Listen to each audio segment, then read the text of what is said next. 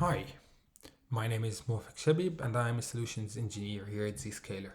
And in today's demo, I want to show how Zscaler keeps your data on SaaS applications secured when accessed using unmanaged devices. Today, we will use the cloud browser isolation and the identity proxy features from Zscaler.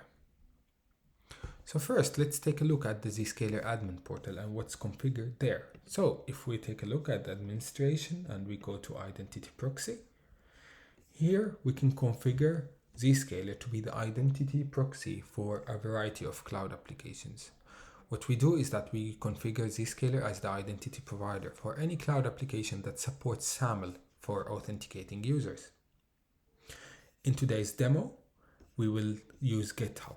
So if we actually drill down into the configuration here, we can see that the Zscaler action for unmanaged device access is to send through browser isolation.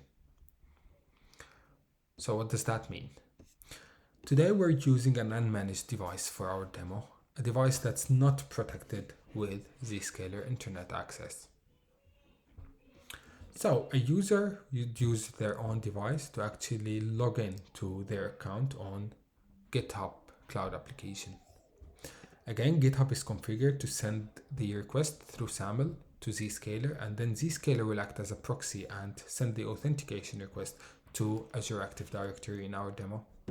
Once the user is authenticated, Zscaler detects that the user is using an unmanaged device and therefore send them through to isolation. Look closely here. The user is granted access to the application. However, if you look here, the user is actually accessing it through our browser isolation, which means that the user is not really accessing the website. The user is seeing a pixel streaming of the website. Think of this as an interactive video of the cloud application.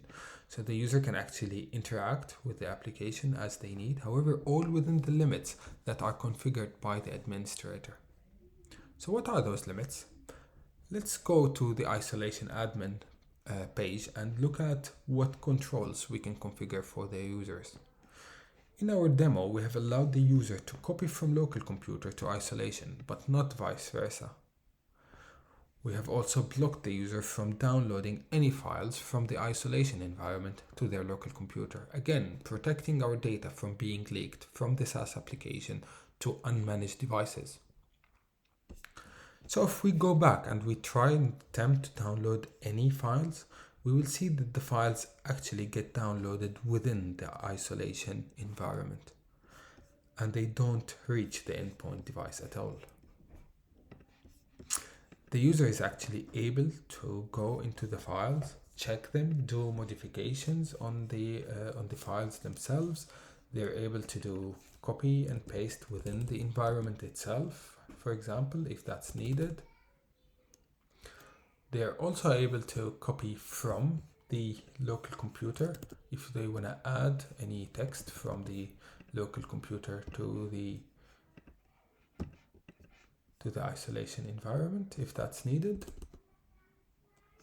However, if they try to copy any code or any text from the isolation environment out to their own computer, you will see that they will not see that copy at all from the isolation environment.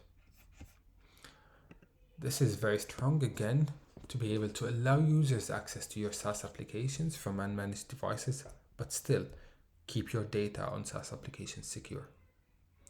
Thank you very much for your attention and time.